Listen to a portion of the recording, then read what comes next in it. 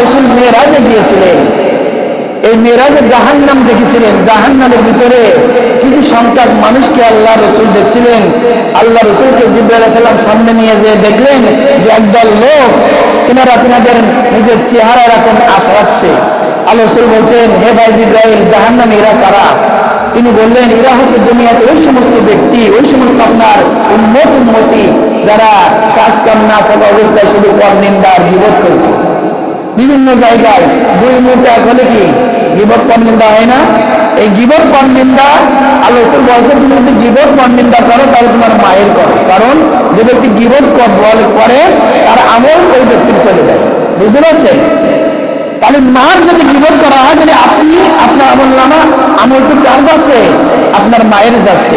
গীবত মানে যে ব্যক্তি একটা কাজ করেছে সেটা মানুষকে বলে বেড়া, আর পরনিন্দা মানুষের কাজ হয়তো করি নাই কিন্তু আমি বলে বেড়াচ্ছি, তার মানে তার নিন্দা করছি। পরনিন্দা মানুষের কাজটা করে নাই, উভয়ই সমান। এবং বলা আছে গীবত পরনিন্দাকারী তার নিজের ভাইয়ের মরা ভাইয়ের কি খাবে? গোশত খাবে। কোরআনুল কারীমের তেলাওয়াত আয়াত আছে। আল্লাহ তাআলা এই যে জাহান্নামী যাদের হবে এর থেকে আমাদের বাঁচার তৌফিক দিন, বলেন আমিন। এরপর আরেকটু সামনে যে দেখলেন এক দলের পেট ফুলা এবং রক্তের সাগরে তারা হাবুডুবু খাচ্ছে। যখন তারা কিনারায় যাচ্ছে ফেরেশতারা আবার পাথর মারছে, আবার তারা চলে আসছে। জিবরাইলকে বলা হলো, হে ভাই জিবরাইল, এরা কারা?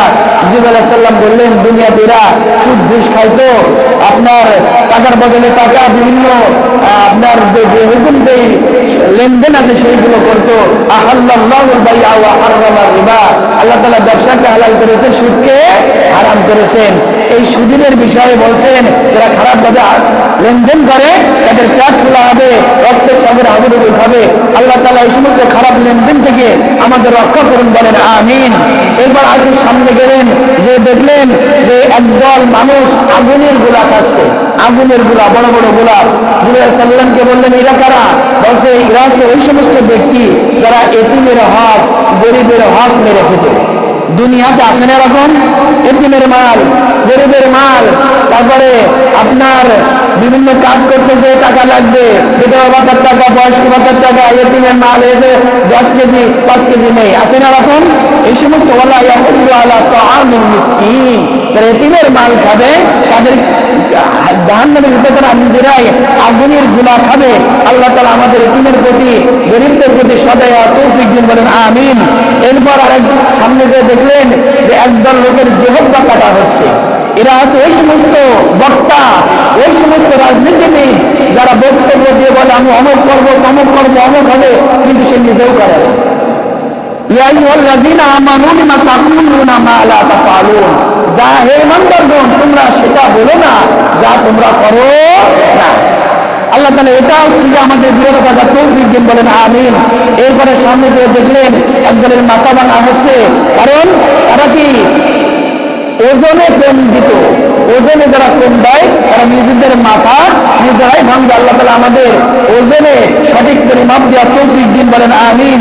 এরপর যে দেখলেন যে একদল মহিলাদের আপনার স্তন ঝুলানো হয়েছে এবং তাদের মাথায় বিভিন্ন আঘাত করা হয়েছে। এরা হচ্ছে ওই সমস্ত মহিলা যারা বুকের উপর কাপড় দেয় না এবং মাথায় কাপড় না দিয়ে চলাফেরা করতো। আল্লাহ তাআলা আমাদের মা বোনদেরকে সহি সালামতে পর্দা দেওয়ার তৌফিক দিন, বলেন আমিন। এরপর সামনে যে দেখলেন একদল মহিলা, একদল মানুষ যাদের করার দিয়ে মাথা ছিঁড়া হচ্ছে। এরা কারা? বলা হচ্ছে এরা আছে মিথ্যা তথ্য দিয়া। ফেসবুকে একটা তথ্য লিখে দিল, অমুক দল খারাপ, অমুক দলের এমন সমস্যা, এই দল ও দল। এটা কি মিথ্যা বলা আর মিথ্যা তথ্য লিখা সবাই সমান অপরাধী, বুঝেছেন? সকলেই আপনি মিথ্যা মুখ দিয়ে বললেন আর মিথ্যাটা লিখে দিলেন, অপরাধী কি কোন দেশ আছে নাকি? এই জন্য মিথ্যা তথ্য দিয়া এই সমস্ত মিডিয়া ইত্যাদি থেকে আল্লাহ তাআলা আমাদের বাঁচার তৌফিক দিন এবং জাহান্নামের কঠিন আযাব থেকে বাঁচার তৌফিক দিন, বলেন আমিন।